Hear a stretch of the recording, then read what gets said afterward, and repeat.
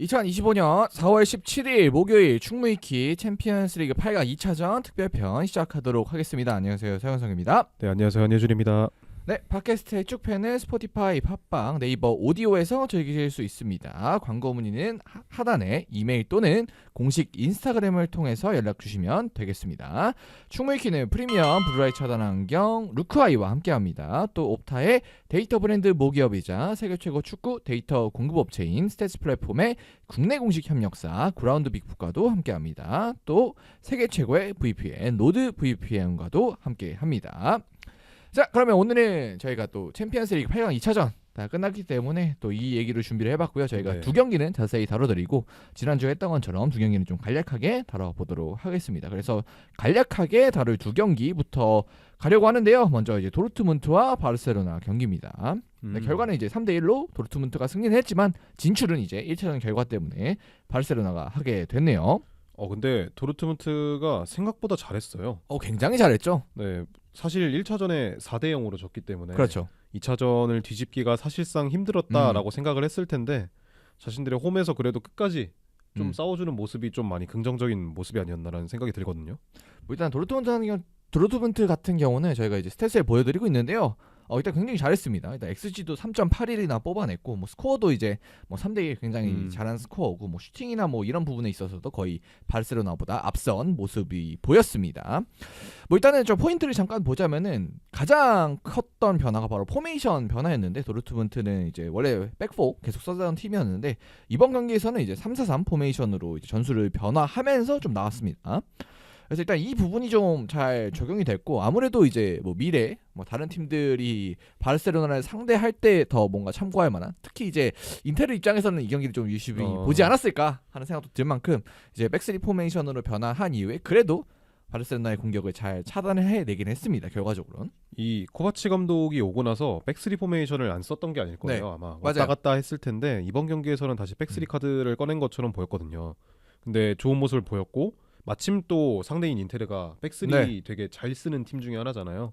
그런 부분에 있어서 바르셀로나가 4강전에 어떤 부분을 좀 고치고 나올지도 좀 주목할 만한 부분일 것 같아요.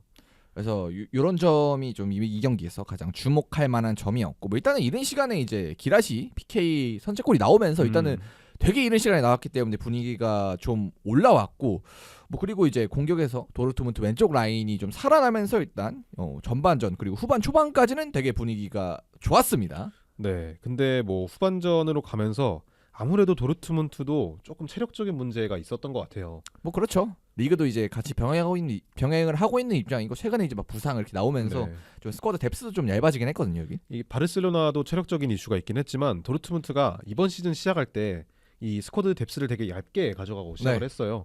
그런데 이제 부상까지 많이 터지면서 선수들의 체력 문제가 계속해서 나왔었는데, 이번 경기에서도 전반전에 비해서 후반전은 밀어붙이는 흐름이 있긴 했지만 어찌됐든 선수들의 체력 문제가 조금은 있었던 것 같다라고 정리할 수 있을 것 같아요.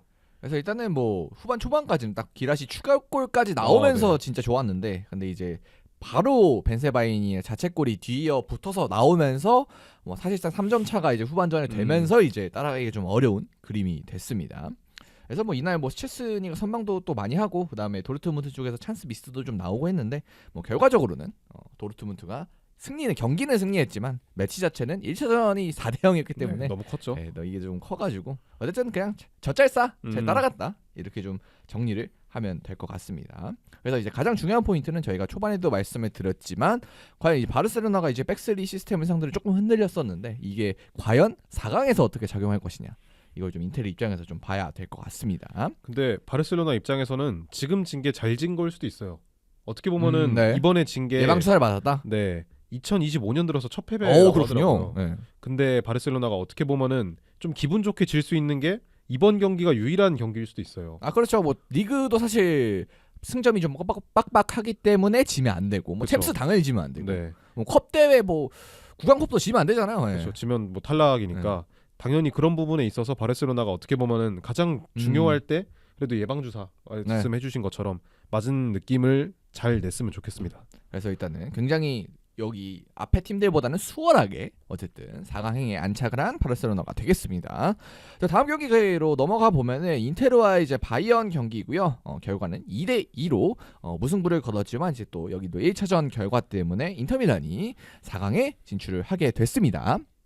일단은 뭐 바이언 이야기를 먼저 하자면 바이언은 또 중요할 때 결국에는 챔피언스리그 8강에서 탈락하게 되면서 이번에도 챔피언스리그 우승과는 조금은 멀어지지 않았나 라는 생각이 들 수밖에 없는 경기였어요. 뭐 일단은 이 매치 같은 경우는 이 경기 전에 바이언 쪽에서 부상자가 좀 주요하게 많이 네. 발생을 했기 때문에 그냥 전에도 조금 인테르가 유리하지 않나 이런 생각이 들었는데 뭐 아니네 다를까 1차전에서도 그런 결과가 나왔고 뭐 2차전에서도 미넨이 잘 따라가는 모습은 있었지만 결과적으로 이 인테르의 강력한 수비를 뚫어내기에는 조금 어려운 부분이 있었던 것 같습니다. 뭐 세트피스도 좀 치명적이기도 했고요. 네. 일단은 뭐 경기 내용을 차차하고 1차전에 원정에서 인테르가 승리를 거뒀잖아요. 네.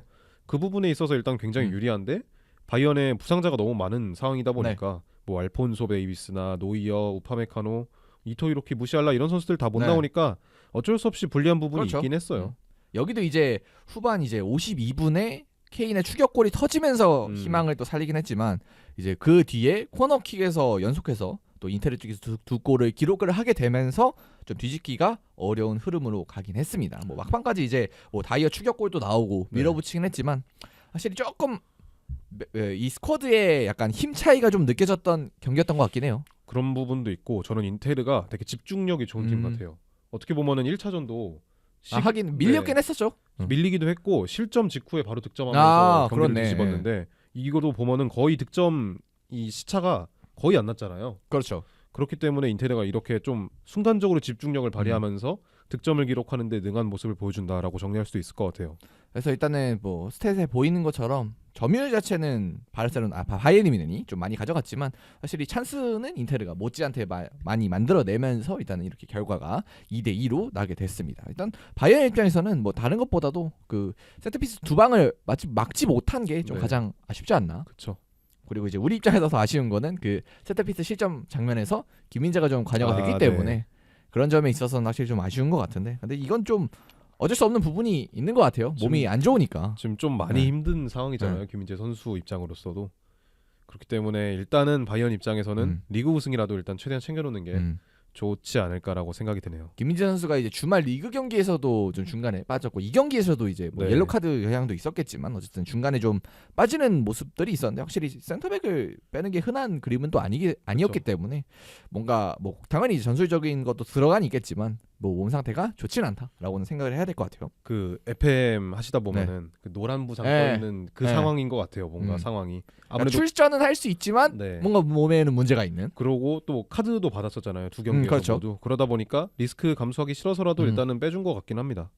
그래서 좀 경합 장면에서 밀리는 뭐 그런 점은 좀 아쉽긴 했지만 또 몸이 좋아지면 이제 이전에는 활약은 좋았었으니까 네. 또 그런 모습으로 또 돌아갈 수 있지 않을까 하는 생각은 듭니다. 뭐 그리고 바이에른 입장에서는 뭐 김민재나 뭐 오퍼맨카노의 실력과는 관계없이 앞으로 좀 믿을만한 센터백을 한 명 더 영입하는 게 필요하지 않을까. 아무래도 이제 그러려고 이토이로키를 데려오긴 했는데 이렇게 다치는 거 보면 이제 좀 신뢰하기가 쉽지 않을 것 같거든요. 그리고 이토도 사실 센터백으로 분류하기는 조금 어려운 감이 있긴 해요. 풀백에 조금 더 가까운 선수긴 하죠. 네, 그렇기 때문에라도 특히 콤파니의 전술 자체가 센터백을 좀 많이 갈아 넣는 스타일이잖아요.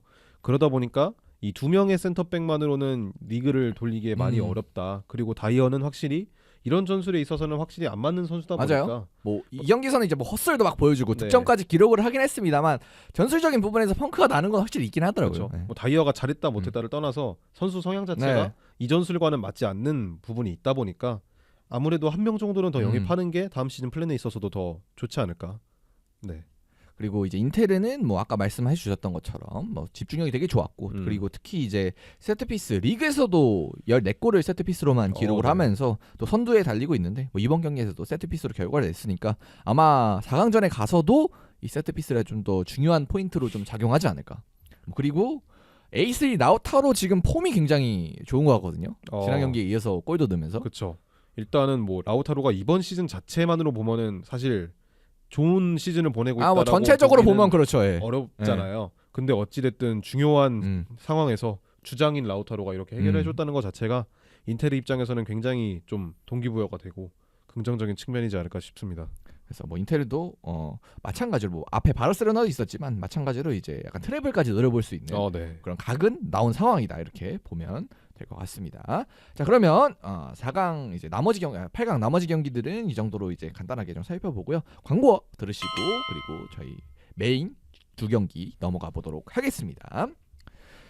자 노드 VPN 광고입니다. 자 여러분들의 개인정보를 지킬 수 있는 노드 VPN 소개해드립니다. 노드 VPN은 지역 제한으로 인한 불편함을 해결해주고 개인정보를 안전하게 보호해줍니다.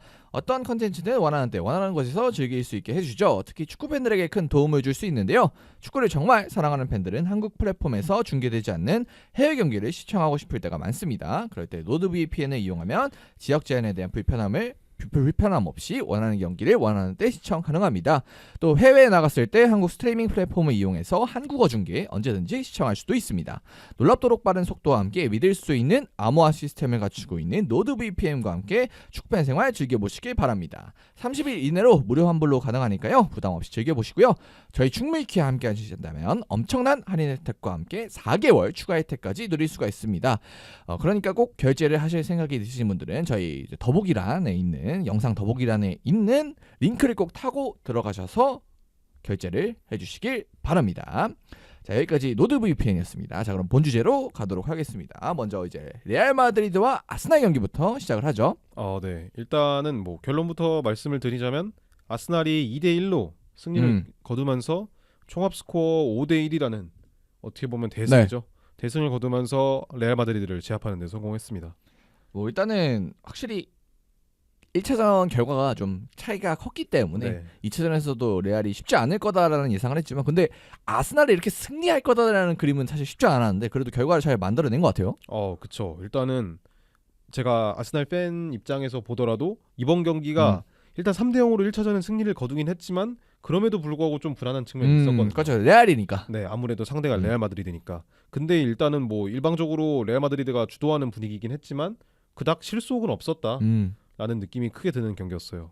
그렇습니다. 그럼 선발 라인업부터 쭉 들어가 보도록 하겠습니다. 먼저 이제 레알 쪽부터 살펴보면 일단은 크루토 나왔고 그리고 알라바, 리디거, 아센시오, 바스케스 그리고 3선에 추아메니 발베르데 그리고 2선에 비니시우스, 벨링엄, 호드리고 그리고 최전방 은바페 이렇게 나왔는데 아무래도 카마빈가 퇴장이 좀 있었기 때문에 변화가 좀 있었죠? 네, 일단은 뭐 옐로 카드 받으면서 직전 경기에서 그 출전 불가능이 떴었는데 결국 퇴장까지 나가면서 이번 경기에서는 일단 아예 못 나오는 상황이었고 그 대신 추아메니가 돌아왔습니다. 추아메니가 돌아왔다는 점이 긍정적인 포인트일 테고 발베르데가 중원으로 이동했고 바스케스가 선발로 나왔다는 점 정도를 주목하면 될 것 같아요.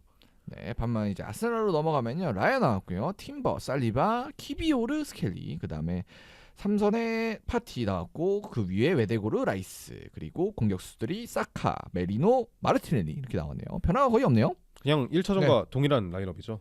주말에 리그에서 아예 로테이션을 돌렸기 때문에 그렇죠. 또 결과도 그냥 비겼죠. 네, 그냥 뭐 이거를 위해서 준비했다라는 느낌이 강하게 드는 라인업이었습니다. 자, 그럼 인게임으로 한번 넘어가 보도록 하겠습니다.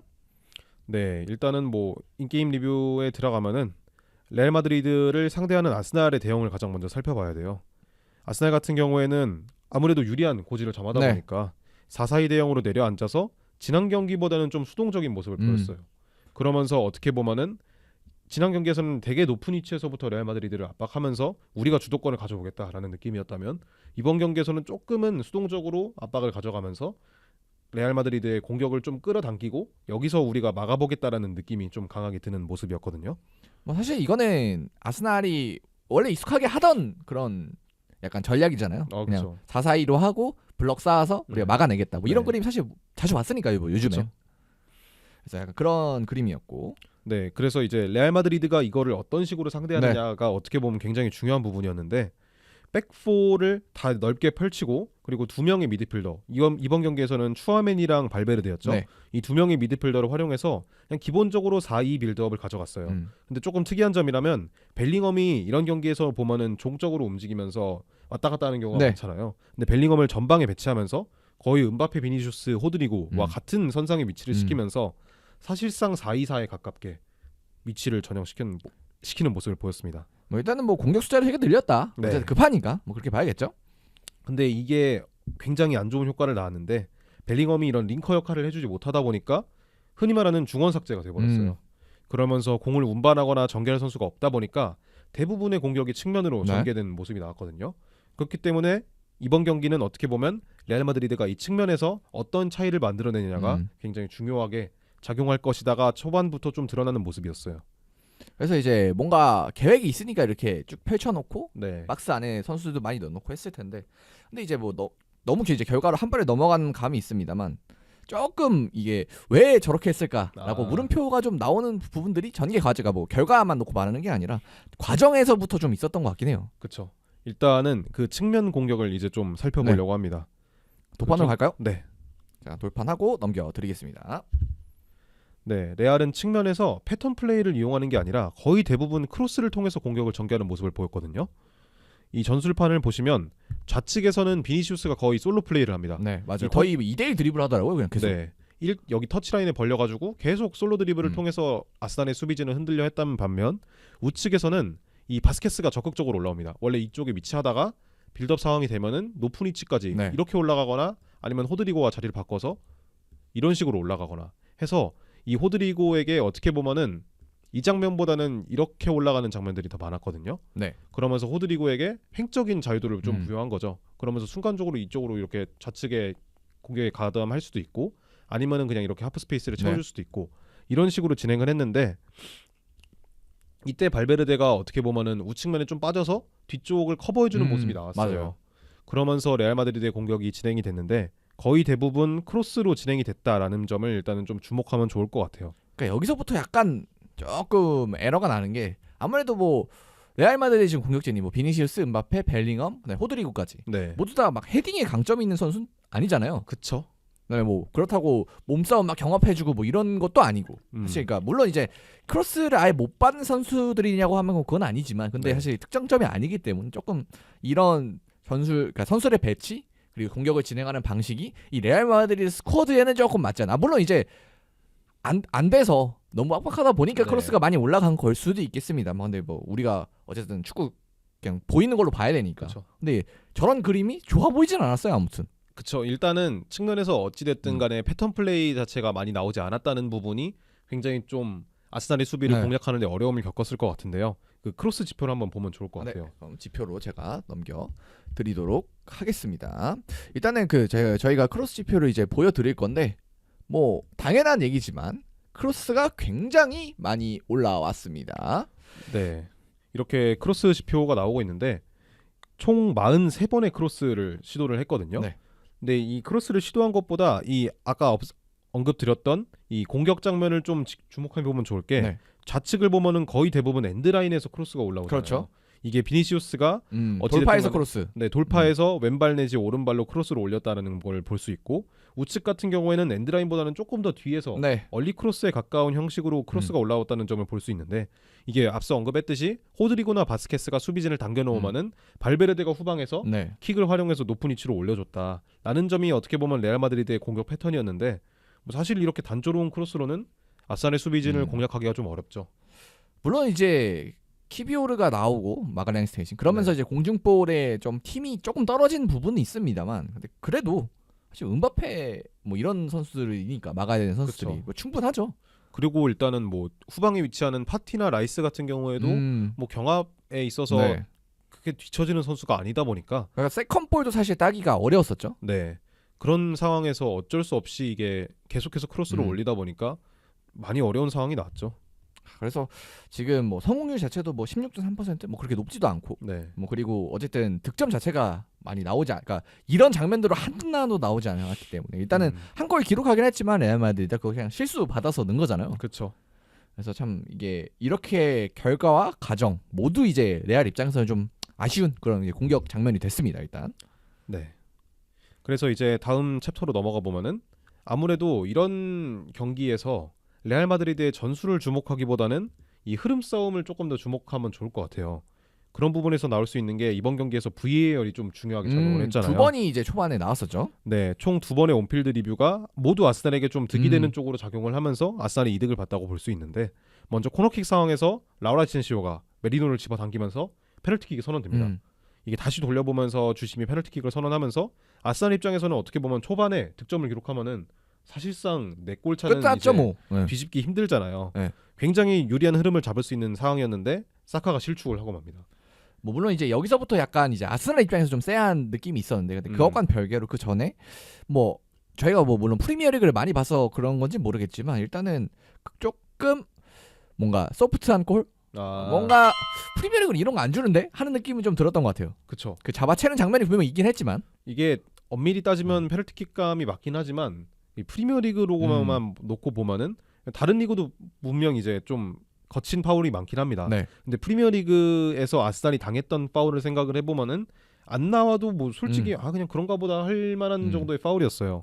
근데 어찌됐든 간에 페널티킥이 나왔다는 것 자체가 어떻게 보면은 유럽에서는 네. 조금 더 아스날이 빡빡하게 본다. 볼 수도 있다라는 점일 것 같고 그리고 사카 실축 같은 경우는 그게 약간 파넨카를 시도했던 것 같은데 조금 이게 이상한 데로 간 것 같아요. 킥이. 사실 사카가 페널티킥을 잘 차긴 하는데 중요할 때 한 번씩 놓칠 때가 있습니다. 그렇죠. 옛날에 이제 유로 그때도 그쵸. 있었고 그게 사실 프로 데뷔하고 나서 첫 네. 페널티킥이었거든요. 네. 그 장면이나 아니면은 이제 재작년이었을 거예요. 그때 웨스트햄전에서 되게 어이없게 PK 실축하면서 그 경기 비었나 졌나 했을 네. 텐데 그걸로 이제 우승 경쟁도 날아갔던 점도 있고 이번 경기도 어떻게 보면은 이겨서 망정이지. 그렇죠. 네. 여기서 만약에 뭐, 흐름 뒤집혀가지고 먹히고 이랬으면은 사카 큰일 날 뻔했거든요. 그런 부분에 있어서 아스날도 확실한 페널티키커가 확실히 필요한 부분은 있는 것 같아요. 그렇죠. 확실히 이제 지금 상황에서 뭐 어쨌든 조르지뉴는 빠져 있으니까 네. 지금 라인업에서 봤을 때 확실히 누가 PK를 차야 되냐. 원래 이제 하베르츠가 좀 찼던 걸로 기억을 하는데. 원래도 사카가 차긴 하는데 카이 하버츠가 은근 네. 성공률이 좋아요. 네. 그러니까 아마 프로 데뷔하고 나서 2-3번밖에 실축이 네. 없을 텐데 일단은 전담 키커는 사카입니다. 근데 이제 사카가 불안하니까 이제 네. 다른 대안을 찾아야 되는데 이제 누가 대안으로 누가 나서냐 하면은 뭐 특별히 생각나는 선수가 없긴 하네. 원래는 이제 스트라이커 선수들이 대부분 이제 이런 페널티킥을 맞는데 뭐 아스날에는 뭐 그런 선수가 없으니까. 그렇죠. 아마 그래서 이번에 영입한 공격수가 이 페널티킥을 전담할 수도 있지 않을까. 이제 다음 시즌 기준이죠. 네. 그래서 찾자면 뭐 생각해 보면은 뭐 웨데고르 어쨌든 킥은 잘 차니까. 네. 뭐 생각해 볼 수 있고. 그다음에 최근에 이제 엄청난 프리킥을 보여줬던 라이스 이 정도 좀 생각해 볼 수 있을 것 같은데. 저는 그나마 라이스가 나을 것 같아요. 근데 웨데고르는 오히려 킥을 못 차나요? 페널티킥을? 요새 폼이 안 좋기도 한데 웨데고르가 이번 시즌에 한번 차서 놓친 적이 있어요. 아 그렇군요. 네, FA컵이었던 걸로 기억을 하는데 그러다 보니까 아스날도 페널티킥이 왔을 때 마냥 막 다른 페널티킥커 있는 팀들처럼 들어갔네라는 생각보다는 불안감이 많다. 어떡하지? 네. 그러면은 이제 뭐 예를 들면 4강 결승 가서 물론 이제 뭐 경기 중에 PK가 나올 수도 있지만 승부 차이 가면 조금 그렇겠는데요. 특히 뭐 4강 상대인 파리 같은 경우에는 돈나룸마가 승부 차이에서 잘하는 편이잖아요. 네. 그런 상황에서 아스날은 조금은 어려울 수도 있겠다라고 넘어가면 될 것 같고요. 그래서 그 다음 장면을 살펴보시면 이후에 이제 라이스가 박스 안에서 파울을 불면서 여기도 약간 이제 음바페 지나갈 때 약간 잡아채는 그런 느낌? 네. 그런 느낌이었죠. 그러면서 페널티킥이 선언이 됐는데 온필드 리뷰에 이게 취소가 됩니다. 여기는 이제 똑같이 이제 잡아채는데 여기선 또 취소가 됐네요. 일단은 조금은 이 라이스의 이 파울 장면이 조금은 더 덜 관여를 했다라고 본 것 같아요. 근데 어쨌든 약간 그림은 저는 약간 비슷한 면이 있다고 느끼긴 했거든요. 네. 둘 다 팔로 이제 상대를 막았으니까. 물론 이제 라이스의 강도가 조금 더 약한 것 같긴 한데 이제 그 장면 여러 번 돌려봤을 때. 근데 확실히 아스날 입장에서는 좀 운이 좋았다. 그렇죠. 특히 이게 이 장면에서 만약에 이제 PK가 선언이 됐으면 라이스가 또 경고까지 받는 그쵸. 상황이었기 때문에 만약에 이제 PK를 놓치고 상대 PK를 허용해서 먹히고 이랬으면은 완전히 달라졌을 거라고 생각은 들거든요. 아무래도 아스날이 이번 시즌에 이 심판 판정 때문에 얻은 손해가 좀 있잖아요. 네. 그런 부분에 있어서 이번 경기만큼은 조금은 VAR 덕을 봤다라고 볼 수 있을 것 같거든요. 근데 뭐 어쨌든 이거는 이제 심판이 VAR로 굉장히 오랜 시간 판독을 하고 네. 뭐 그렇게 결정을 한 거기 때문에 뭐 이게 뭐 오심이다 이런 그런 것보다는 그렇죠. 그냥 심판의 결정이다라고 생각은 해야 될 것 같아요. 확인은 충분히 된 거기 때문에. 그래서 일단 오랜만에 좀 이 VAR 흐름과 함께 사실 이제 전반이 쭉 지나갔기 때문에 아스날 입장에서 굉장히 이제 기분 좋게 후반으로 간 것 같습니다. 이 좀 휘몰아치는 흐름이 지난 뒤에 살짝 게임이 루즈해졌어요. 그러면서 비슷한 흐름이 이어지니까 레알 마드리드가 조금 더 적극적으로 그리고 어찌 보면 거칠게 나오면서 이 상대의 공을 뺏으려는 의도를 보였습니다. 근데 이게 어떻게 보면은 강한 위치에서부터 압박을 나가는데 레알 마드리드 같은 경우에는 전방 압박 조직력이 그렇게 좋지 않잖아요. 그러다 보니까 아스날이 이를 역이용해서 오히려 선제골을 만들어냈다고 볼 수 있을 것 같거든요. 뭐 일단 그 사카 득점이 이제 선제골이었죠. 네. 그래서 전술판을 한번 보면 좋을 것 같아요. 네, 그럼 전술판으로 그림 넘겨드리도록 하겠습니다. 이 득점 장면에서 보시면은 거의 엔드릭이나 은바페, 비니시우스 같은 경우에는 그냥 전방에 이게 후반이죠 있었어요. 지금 네네. 그림이. 그냥 전방에 있었어요. 수비 가담을 거의 안 하고 있습니다. 벨링엄 같은 경우에도 조금 소극적인 모습이었고, 그러니까 사실상 이 포펙과 추아메니, 세바요스 교체로 들어온 세바요스 6명이서만 수비한다. 그런 상황이었는데 레알 마드리드가 이렇게 내려앉는, 그러니까 아스날이 지공하고 있는 상황에서도 집중력이 좀 떨어져 보였어요. 그냥 우린 이거 뺏고 공격해야지라는 생각이 조금 더 들었던 것 같거든요. 그러다 보니까 그냥 계속해서 공만 쫓습니다. 이 중앙 자원들이. 그러다 보니까 계속해서 빈 공간이 나왔고 메리노가 이 아센시오를 집어당기는 상황에서 패스까지 잘 찔러 넣어주면서 사카가 결국에는 이 라인을 잘 타고 득점까지 만들어내죠. 그러니까 사실 저 장면은 사카가 뭐 물론 잘 침투한 거긴 한데 네. 근데 누군가는 저거를 움직임을 체크를 했었어야 되는데 아무도 체크가 안 되면서 그냥 진짜 허벌판에 사카가 혼자 딱 남게 됐어요. 이게 직전 장면에 아마 리디거랑 사카가 경합을 하면서 측면에서 경합을 네. 하면서 이게 올라오면서 아마 프란 가르시아와 살짝 소통의 오류가 있었던 네. 것 같아요. 그러면서 순간적으로 아센시오와 리디거가 공간이 벌어졌었는데 이때 메리노가 아센시오까지 집어당기면서 완전히 이 공간이 벌어지게 된 거죠. 이 공간을 잘 침투한 사카가 마무리도 굉장히 좋았어요. 칩슛으로 네, 이번에는 칩샷이 성공을 하면서 결국에는 아스날이 앞서게 됐죠. 그래서 이 골이 중요했던 게 일단 4골차가 된 것도 중요하고 그리고 이제 사카가 이제 PK 실축을 했었는데 이제 마네아는 또 득점을 했다는 점에서 중요하고 물론 이제 이 이후에 바로 이제 레알 마드리드가 추격골을 터뜨리게 되면서 뭐 스코어는 이제 똑같이 이제 3골차가 되긴 했습니다만 네. 뭐 그래도 이 득점이 없었고 만약에 실수가 나왔다면 더 치명적이었을 거니까 굉장히 이제 중요한 득점이었다고 봐야 되겠죠. 네, 그 실점 장면도 좀 살펴보면은 그 아스날 시절 실점 네네네. 장면이죠. 네. 살리바가 아마 이것도 비니시우스가 되게 높은 위치에서 공 뺏어내면서 득점 기록한 네. 거잖아요. 바로 그냥 빌드업 하다가 갑자기 비니시우스한테 뺏기고 바로 실점 이렇게 네. 됐었죠. 아마 비니시우스 쪽을 못 본 것 같아요. 네, 맞아요. 방심했다고 볼 수 있겠죠. 그러니까 4골 차니까 네. 후반전도 좀 시간이 지난 상황이었고 좀 사실 약간 집중력 떨어지는 그런 타이밍이긴 했어요. 타이밍이. 네.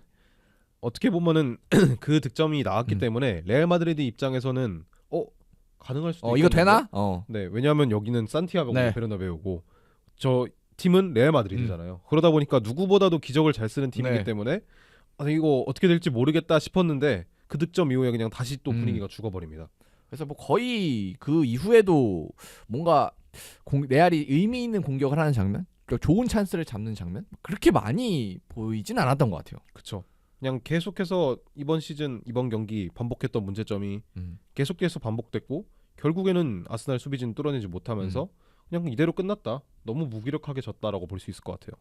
그래서 이제 총 스탯도 좀 살펴보면은 어쨌든 XG 자체도 아스날이 훨씬 높았고 뭐 슈팅 수도 심지어 아스날이 더 많습니다. 네. 뭐 그렇고 이제 점유율이야 당연히 이제 뭐 레알 마드리드가 엄청 많이 점유율에 이제 뭐 레알 마드리드 가져갔네. 제가 잘못 봤네.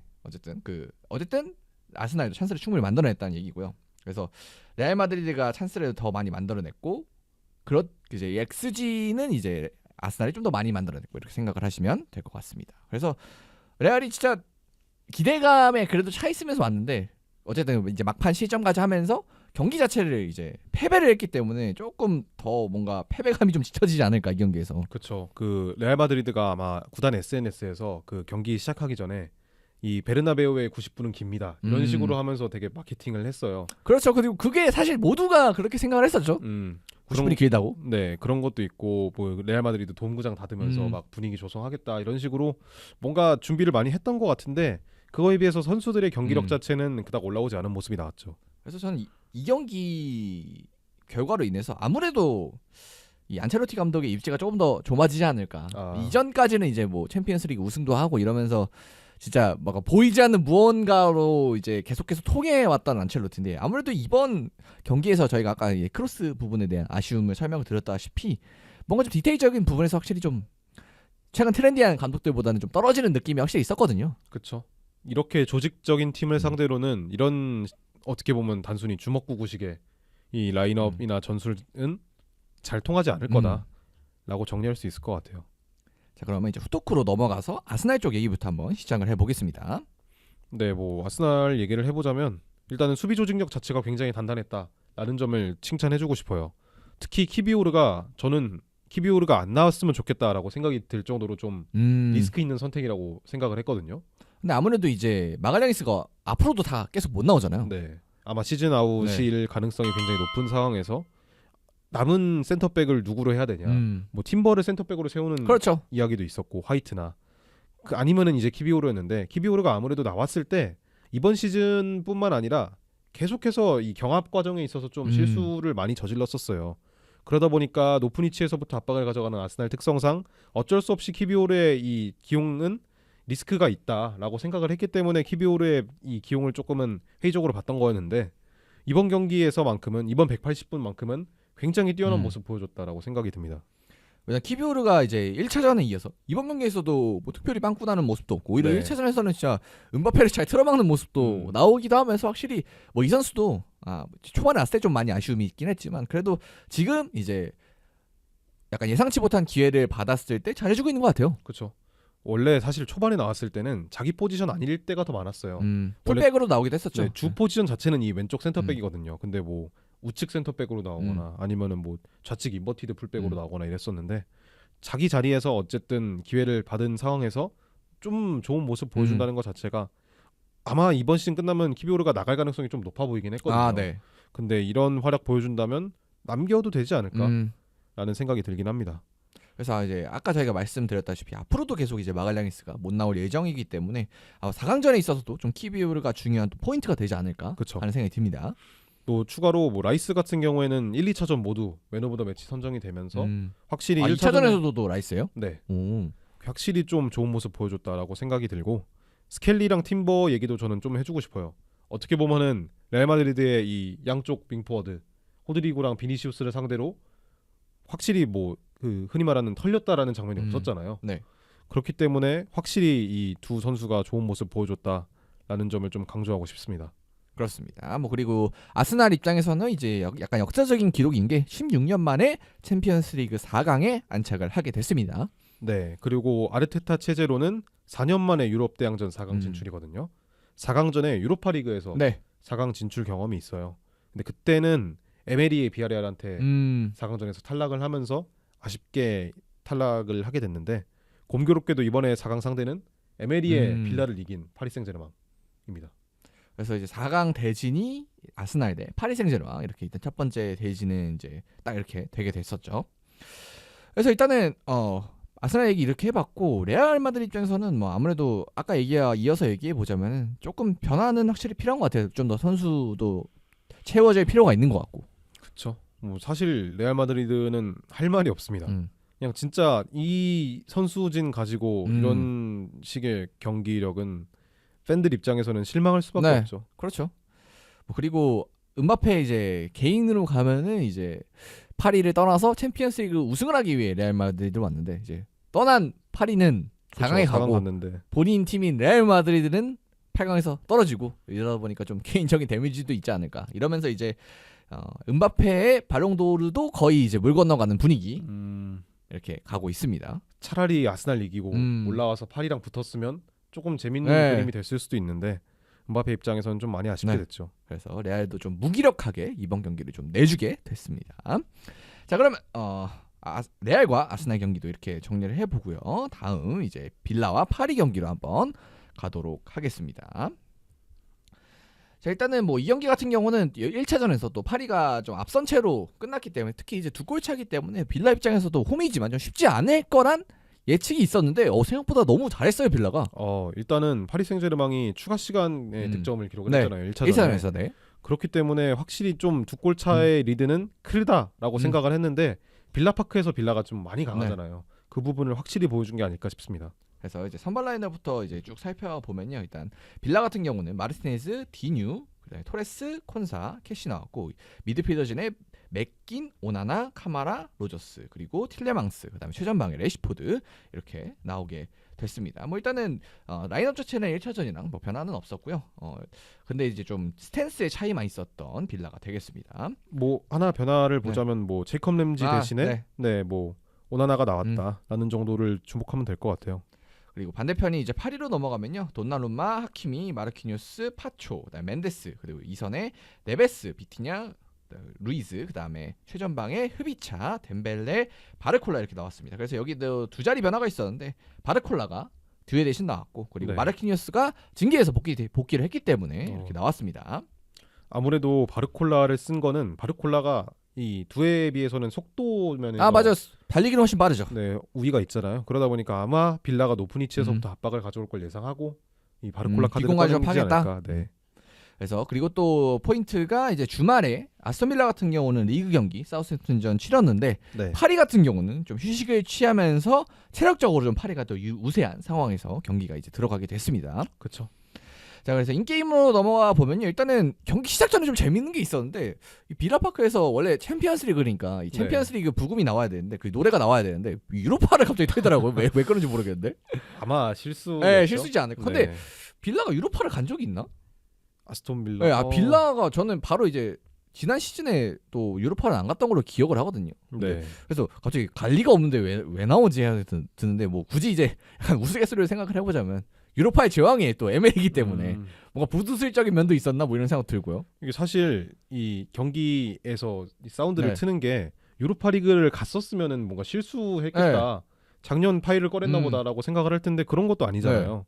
그렇기 때문에 진짜 좀 왜 틀었지 하는 또 이제 뒤늦게 이제 챔피언스리그 부금이 나온 거 보면은 네. 또 이제 의도된 건 아닌 것 같고 그냥 실수인 것 같긴 한데 뭐 아니면 뭐 파일을 이제 챔피언스리그가 저장을 해놨는데 사실은 이제 유로파가 들어있었다거나 뭐 그런 걸 수도 있고. 네. 아무튼 어쨌든 이런 진짜 재미있는 또 약간 해프닝도 있었고요. 그러면서 이제 1차전이 시작이 됐습니다. 그래서 1차전이 시작하면서 아스톤 빌라의 가장 달라졌던 점은 이제 1차전과 비교해서 압박 라인이 굉장히 좀 올라갔다. 네. 일단 1차전은 좀 수비적으로 나왔었잖아요. 그렇죠.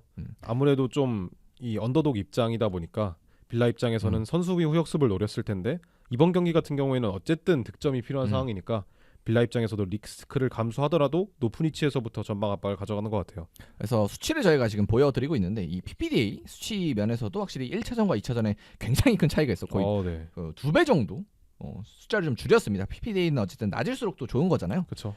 그런 거기 때문에 전방 압박을 1차전에 비해서 2차전에 되게 잘 많이 시도했다. 그다음에 결과도 잘 나왔다. 아스톤 빌라 입장에서 그렇다고 그쵸. 보시면 되고요. 뭐 그리고 일단은 파리의 이제 빌드업 시에 이제 2선 자원들이 이제 공을 가진 수비수와 이제 3선 자원들 이제 합쳐가지고 이제 붙어서 압박을 수행을 하고 이제 풀백들도 이제 윙어가 혹시 뭐 밑으로 내려가거나 하면은 앞으로 나가는 모습까지 보여주면서 뭐 상당히 좀 상대를 강력하게 압박하는 모습을 보여줬습니다. 일단 빌라가. 네. 그리고 이제 뭐 파리 입장에서 보면은 이제 뭐 압박을 풀기 위해서 윙어도 막 내려오고 뭐 아니면은 3선에 있는 이 3명의 자원들도 모두 내려오면서 뭐 빌드업에 관여를 하거나 이렇게 뭐 파리답게 좀 압박에는 또 대처를 하는 모습이 있었습니다. 이게 후반기 들어서 파리가 좀 가져간 변화 중에 하나라고 볼 수 있을 것 같거든요.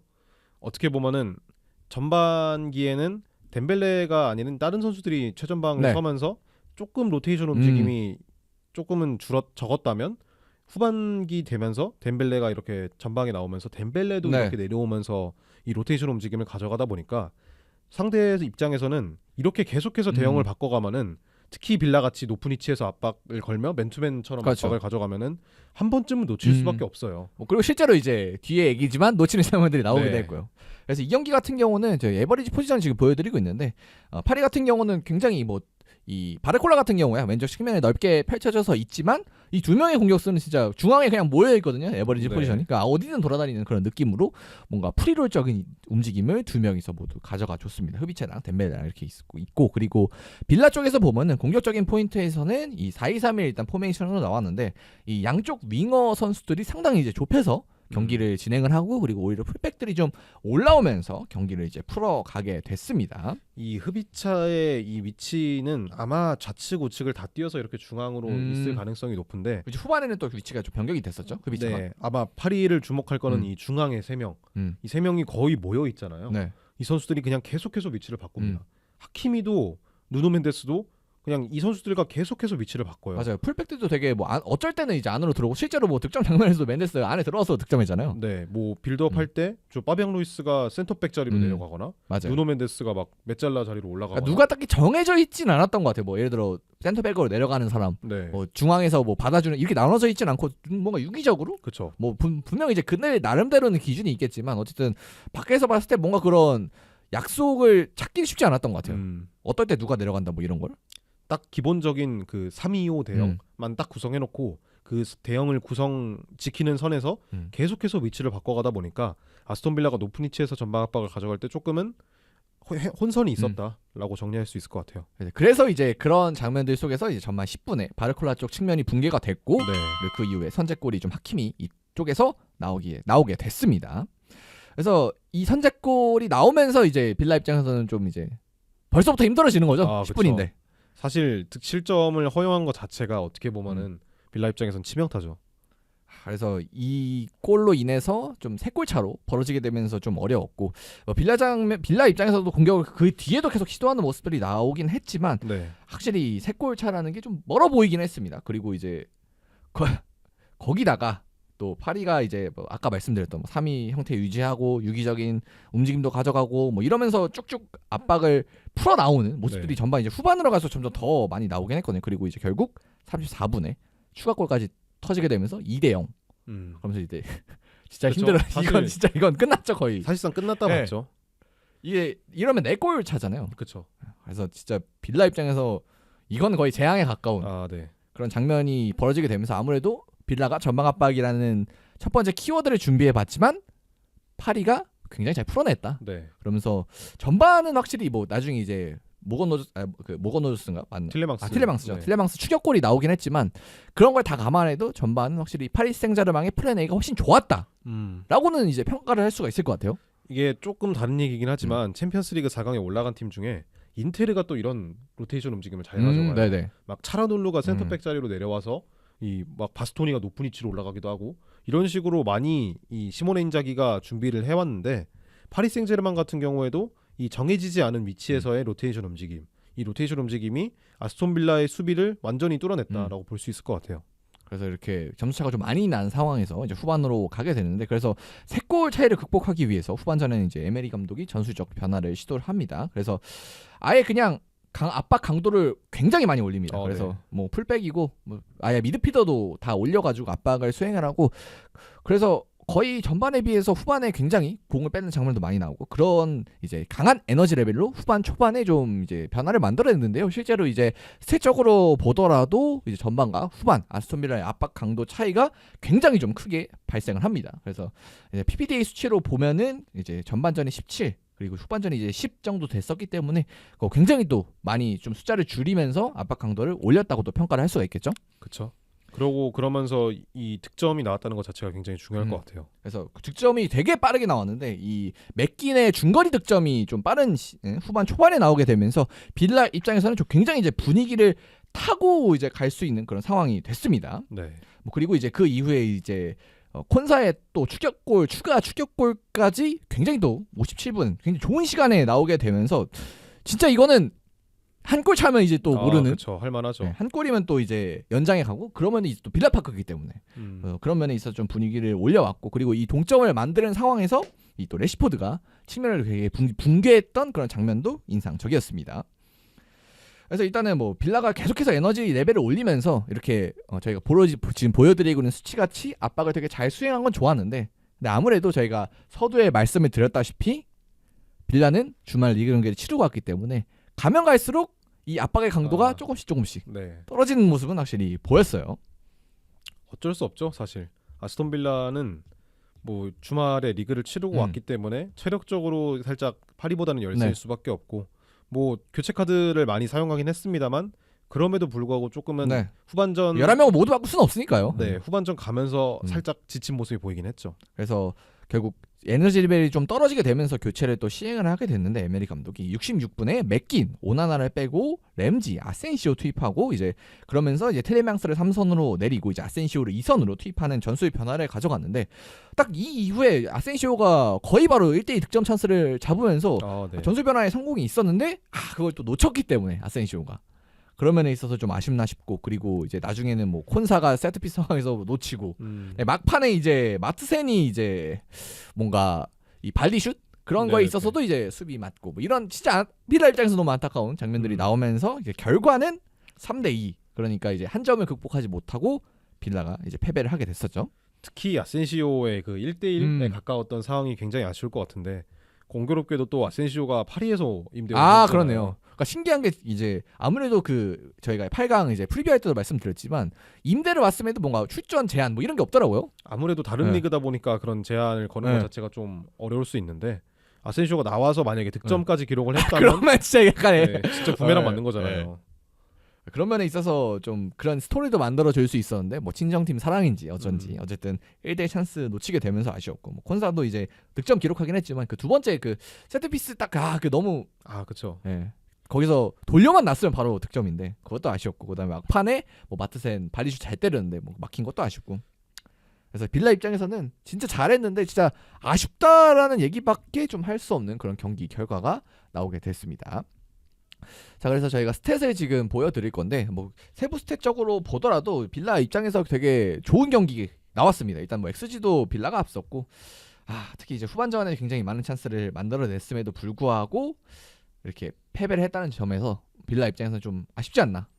진짜 이거는 진짜 잘했어요 졌지만. 그렇죠. 진짜 젖잘싸죠. 그래서 이렇게 빌라 입장에서는 이제 스탯적으로도 아쉬운 결과가 나오게 됐고 그리고 이제 파리 얘기를 후반전에서 좀 빼놨으니까 좀 해보자면은 파리가 이제 뭐 지난 16강전이었나요? 그때도 그랬지만 굉장히 교체에 있어서 보수적인 모습을 가져갔습니다. 이렇게 두 골을 먹히고 분위기가 빌라 쪽으로 넘어가는 상황에 있어서도 한 명밖에 교체를 하지 않았단 말이에요. 딱 그 뒤에 투입한 거. 그게 딱 한 장이 파리의 마지막 교체였습니다. 그래도 리버풀이랑 했던 2차전 16강 2차전에서는 5장을 다 쓰긴 했어요. 근데 그게 거의 연장돼서 많이 썼거든요. 그쵸. 네. 근데 사실 이런 점을 따져보면은 에니케가 확실히 쓰는 선수만 쓴다. 그래서 막 뭐 예를 들면 하무스라든지 뭐 네. 이강인이라든지 아니면은 뭐 중원의 자일 에멜이라든지 네. 뭐 투입할 만한 선수들이 아예 없었던 건 아닌데 아무래도 좀 신뢰도에 있어서 아무래도 그 선수들이 좀 떨어지는 것 같아요. 그때도 딱 보면은 두 해가 67분에 투입됐고 이후에 90분이 넘어서 자이드 에멜이나 네. 베랄두, 이강인, 하무스 이런 자원들이 나왔거든요. 그러니까 이 에니케가 가지고 있는 플랜에는 확실히 이 두 해까지의 12명의 자원만이 어떻게 보면은 지금 머릿속에 있다. 플랜 A에 라고 생각이 드는 것 같아요. 근데 이제 일반적인으로 생각해 보면 물론 이제 뭐 LDK 플랜 A가 되게 주요하고 뭐 그 점이 오늘 되게 큰 도움이 됐지만 근데 이렇게 빌라가 휘몰아치는 상황에서도 교체할 자원이 없다면 그것만으로도 이제 이번 경기는 뭐 잘 끝났지만 네. 나중에 4강 결승 가서 당연히 이제 문제가 좀 되지 않을까요? 그쵸? 이 언젠가는 이게 올 일이 될 것 같긴 한데 에니케가 생각하기로는 자기가 교체 카드 안 가져가고 그냥 이 플랜에 자기 머릿속에 있는 선수들이 이런 플레이를 펼치는 게 조금 더 리스크가 적다라고 판단했을 수도 있죠. 근데 저는 개인적으로는 물론 이제 이번 경기는 상대 아스톤빌라의 체력이 좀 떨어지면서 승리를 거뒀지만 만약에 이제 동등한 상황에서 붙었다고 가정하면은 당연히 파리 쪽의 체력도 점점 떨어질 거고 그러면은 이제 교체 카드를 안 쓰는 속이 무조건 불리하지 않을까. 그렇죠. 불리하긴 할 거죠. 네. 리버풀 경기에서도 이제 점점 이제 후반으로 갈수록 리버풀이 밀어붙이는 그런 그림들이 기억이 나거든요. 그랬었기 때문에 물론 이제 당연히 지금 에멜이 된다. 그 LK 플랜 A가 너무 좋고 그걸로 이제 이번 경기도 결과를 만들어냈습니다만 확실히 뭔가 좀 더 이제 남은 리그를 치르면서 어차피 우승했으니까 네. 좀 더 믿을 만한 자원들을 더 발견하는 게 파리 입장에서 너무 중요하지 않을까. 그게 아마 제일 중요할 것 같아요. 이게 이제 에니케의 플랜 A에 어떻게 보면은 이 교체되지 않은 선수들이 아직까지 완벽히 적응을 못했다라고도 생각할 수 있잖아요. 이때 이제 뭐 이강인 선수라든지 아니면 뭐 자이드 에메리, 하무스 같은 자원들이 리그 경기를 통해서 이 플랜 A에 조금 더 적응도를 올리고 결국에는 챔피언스리그에서 투입될 수 있는 만한 피스를 올리는 게 아무래도 파리 입장에서는 가장 중요한 이 과정이지 않을까라는 생각이 듭니다. 자 그리고 넘어가서 이제 아스톤빌라 쪽에서 주목할 만한 선수를 얘기해 보면 바로 이제 레시포드 가장 또 주목을 해봐야 될 것 같아요. 오늘 이제 경기에서도 이제 기회 창출 4번 그리고 어시스트 1개를 또 기록을 해내면서 굉장히 활약이 좋았습니다. 그리고 이제 어시스트 장면에서 진짜 붕괴 측면에서 딱 드리블로 제껴내는 것도 좋았고요. 그렇죠. 아무래도 확실히 레시포드가 이 속공 상황에서 뛸 때 조금 더 위협적인 모습이 있는 것 같아요. 하긴 지금 맨유 같은 경우는 아모림이 좀 들어왔기 때문에 아무래도 이 레시포드의 장점을 살려주기 좀 어려운 그런 포인트가 있었겠죠. 레시포드가 속공에서 좋은데 아모림 공격 자체가 속공인 건 있지만 뭐 여러 가지 트러블이 있었잖아요. 그러다 보니까 조금 더 잘 맞는 옷인 아스톤 빌라가 자신의 능력을 펼치기에는 조금 더 좋은 환경이지 않을까. 그래서 지금 저희가 스탯을 보여드리고 있는데 이제 76분 출전했고 뭐 도움도 하나 기록했고 그리고 볼터치 상대방 볼터치 12번 박스 안에서 12번이나 좀 터치를 해내면서 이번 경기에서도 굉장히 좀 좋은 활약을 펼쳐줬습니다. 전 개인적으로 봤을 때는 오히려 이제 76분에 이제 아스톤 빌라에서 레시포드가 나가고 와킨스가 들어왔는데 네. 오히려 와킨스의 몸 상태가 좀 정상적이지 않아서인지 너무 좀 별 장면을 못 보여줬기 때문에 오히려 레시포드가 좀 더 긴 시간 활약했으면 어땠을까라는 생각도 들긴 하더라고요. 저는 조금 다른 이야기이긴 하지만 차라리 저 알나스르간 존 듀란이 있었다면 네. 그럼 확실히 다르긴 했겠죠. 왜냐하면 존 듀란이 챔스에서 잘했거든요. 네, 맞아요. 아마 와킨스가 조별 단계에서 한 골인가 넣고 나머지 골을 다 존 듀란이 넣었을 네. 거예요. 그만큼 존 듀란이 특히 또 슈퍼 서브 느낌이 있잖아요. 나와가지고 만약에 조금 더 다른 모습을 보여줬다면 아스톤 빌라가 경기를 뒤집을 수도 있지 않았나라는 생각이 들 정도로 듀란의 공백이 조금은 아쉬웠다라는 생각이 듭니다. 뭐 그리고 교체 카드에 대해서 좀 더 얘기해 보자면은 사실 아스톤 빌라 입장에서는 그 등록 제한 때문에 이 말런을 등록하지 못한 게 더 아쉽지 않나 이번 그쵸. 경기를 통해서. 뭐 말런이 와서 막 그렇게 뛰어난 활약을 보여주는 건 아니더라도 지금은 뭐 하나가 네. 급한 상황이다 보니까 하나라도 더 넣는 게 조금 더 좋았을 것 같거든요. 근데 이제 현실적으로 좀 이 챔스에서는 추가 등록이 이제 3명밖에 안 되기 그쵸. 때문에 그런 점에 있어서 좀 아쉽긴 했죠. 근데 그 자원들을 지금 이제 들어간 자원들이 막 뺄 자원들이 아니긴 하거든요. 뭐 네. 예, 최근에 합류한 자원들이 이제 디사시 네. 최근에 넣었었고 그리고 누가 있었죠? 레시포드랑 아센시오. 그렇네요. 네. 그러면 이제 레시포드, 아센시오, 디사시 모두 다 지금 활용이 되고 있는 자원들이기 때문에. 그렇죠. 디사시 같은 네. 경우에는 뭐 굳이 말하면 필요가 없을 수도 있으나 근데 어찌됐든 네. 수비진 뎁스 면에서 어쩔 수 없는 그렇죠. 선택이었다 보니까 이건 진짜 아쉽다라고밖에 표현할 수 없을 것 같고 이렇게 뭐 이번 경기 좋은 모습을 보여줬으니까 뭐 앞으로 이제 리그를 진행함에 있어서도 그렇고 그리고 뭐 다음 시즌은 뭐 유럽 대항전에 나오게 된다면은 그런 면에 있어서 이제 기존에 영입된 선수들 다 등록을 할 수 있을 테니까 다음 시즌에 뭔가 아스톤 빌라가 더 강해지지 않을까 네. 이런 생각이 드는 것 같습니다. 지금 5등인 맨시티랑 리그에서 1점 차거든요. 네. 그러니까 빌라는 이제 남은 목표를 챔피언스리그 진출로 그렇죠. 잡고 더 나아가야죠. 그래서 빌라 입장에서는 이제 리그에 집중을 해야 되고 충분히 이제 빌라 입장에서는 할 수 있는 그런 위치에 있기 때문에 그래서 챔피언스 리그가 빌라의 첫 번째 목표가 이제 될 것 같습니다.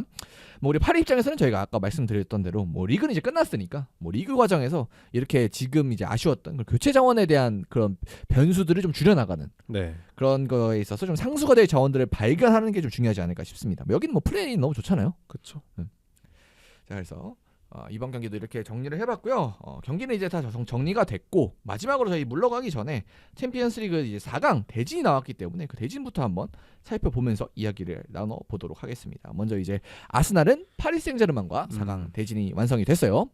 일단은 1차전에 앞서 언급했듯이 토마스 파티가 못 나오는 게 네. 조금 클 것 같아요. 경고 누적 징계죠? 네, 이번에도 아스날이 1차전에서 홈이거든요. 네. 그렇기 때문에 아스날이 1차전은 확실히 잡고 가야 될 텐데 토마스 파티가 못 나오게 된다면 대체할 만한 자원이 지금 딱히 없어요.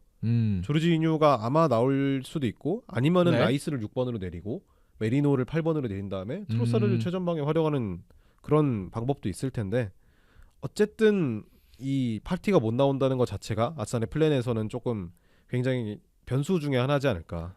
또 파리 입장에서 저희가 아까 설명을 해드렸듯이 중원 자원에서 지금 활약들이 되게 좋기 때문에 네. 그런 면에 있어서 아마 파티가 없으면은 공격 진행 과정을 방해하는데 조금 문제가 있을 수도 뭐 앞으로 있을 것 같네요. 그래서 저는 궁금한 게 과연 아스날 입장에서 파리를 상대할 때 좀 레알을 상대할 때처럼 이제 1차전처럼 좀 올라가서 압박을 할지 아니면은 레알 2차전처럼 좀 내려설지 이게 좀 가장 키포인트라고 생각은 들거든요. 1차전은 당연히 전방 압박을 할 겁니다. 홈이다 보니까. 네. 근데 이제 1차전의 키포인트는 아스날이 어떻게 보면 유럽에서 가장 강한 전방 압박을 가지고 있다 해도 네. 과언이 아니거든요. 이 전방 압박과 파리 생제르맹의 앞서 언급드렸던 이 로테이션 움직임을 통한 이 전방 압박 풀어내는 흔히 말하는 탈압박이 어떤 식으로 통하느냐가 가장 중요할 것 같아요. 그래서 사실 이번 이제 아스톤 빌라와의 2차전 같은 경우도 전술적 맞대결, 그러니까 전술적인 부분에 있어서는 파리가 잘 풀어나왔지만 이제 후반에 에너지 레벨을 극한으로 올렸을 때 약간 네. 진짜 그런 선수들을 갈아넣는 운영에 있어서는 좀 당하는 모습이 있었는데 아무래도 전술적 이제 배치를 통해서 사실 파리의 빌드업을 극복해낸 사례는 뭐 거의 없단 말이에요. 그렇죠. 리버풀도 당했으니까. 네.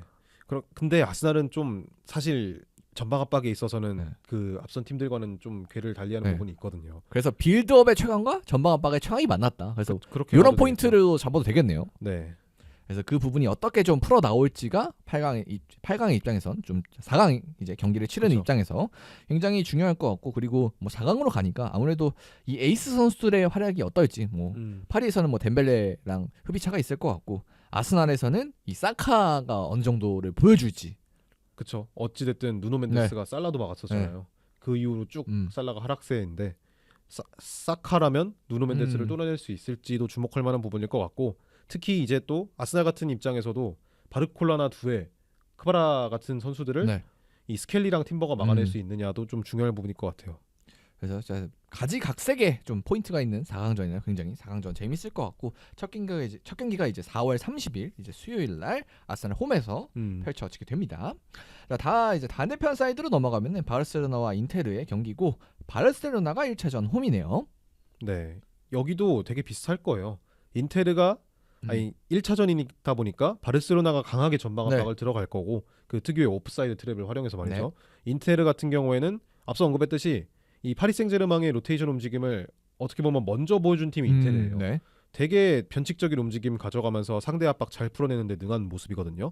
그렇기 때문에 바르셀로나가 주도권을 쥔 상황에서 전방 압박을 어떤 식으로 풀어낼 수 있을지, 특히 1차전은 원정이기 때문에 인테르 입장에서 그 1차 바이에른과의 8강전에서 보여줬듯이 이 순간적인 집중력을 활용해서 득점을 기록할 수 있을지도 좀 주목할 만한 부분일 것 같아요. 뭐 그런 면에 있어서 바르셀로나 입장에서는 세트피스 수비에 좀 집중해야 되는 네. 뭐 그런 면모도 있을 거고, 뭐 그리고 이제 이 바르셀로나의 엄청난 이 3톱을 과연 인테르는 제어할 수 있을 것이냐. 그리고 이제 아까 말씀드렸던 대로 뭐 도르트문트가 이번에 보여줬다시피 바르셀로나가 백스리에 잠깐 당하는 모습도 있었으니까, 그런 부분에 대해서 뭔가 대처가 어떻게 될지도 좀 주목해 보면 좋을 것 같습니다.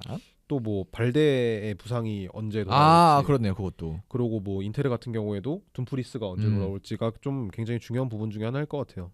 이제 이 경기 같은 경우는 5월 1일 목요일에 이제 바르셀로나 홈에서 1차전으로 시작이 됩니다. 그래서 저희가 4강하고 나면은 또 저희 이런 식으로 리뷰도 또 진행을 해 드릴 테니까요. 챔피언스 리그도 저희와 함께 많은 이제 관심을 가져 주셨으면 좋겠습니다.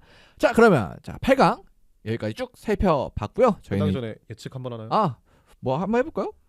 저는 아무래도 가능성이 높은 거는 아스날 바르셀로나지 않을까. 아스날 바르셀로나. 아무래도 일단은 뭐 저는 파리가 그 아까 제가 계속해서 언급을 드렸던 그 교체 카드가 없는 부분, 못 넣는 부분. 저는 안 넣는 게 아니라 못 넣는 거라고 생각이 들거든요. 뭐 믿음이 없으니까. 그렇죠. 그런 부분이 이 1차전 진행하면서 언젠가 빵꾸가 나지 않을까. 저는 일단은 이 인테르 바르셀로나 같은 경우에는 저도 바르셀로나 손을 들고 싶긴 하거든요. 근데 이 아스날 파리가 조금 애매하네요. 이 바르셀로나 같은 경우는 체급에서 조금 앞서지 않나, 그냥 뭐 여타저타 다른 걸 고려하지 않더라도.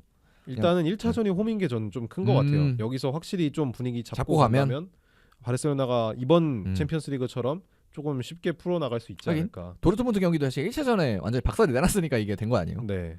아스날도 그래서 1차전이 홈인데 근데 파티가 못 난단 말이에요. 그런 부분에 있어서 아스날이 조금 힘들 수도 있을 것 같긴 한데, 그래도 저는 살짝 뭐 팬심 더해서 아스날 승리 한번 예측해 보겠습니다. 그리고 저는 아스날이 원정에서, 그러니까 이번 시즌 한정, 챔피언스리그 한정 약해지는 팀은 아니라고 생각이 들어서. 그렇죠. 네.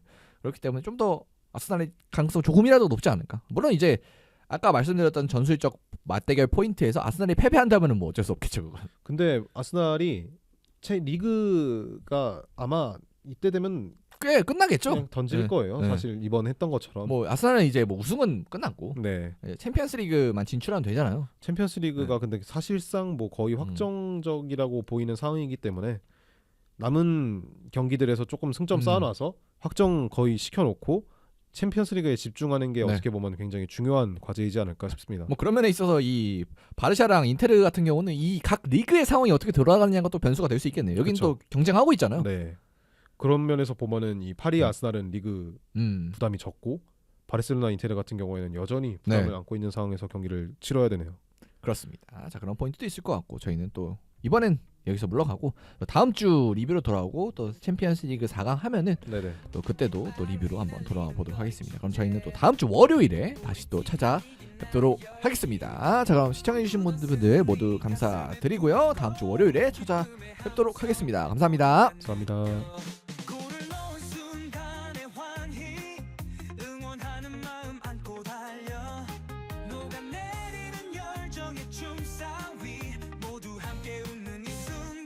충무위기 시청해주셔서 감사합니다.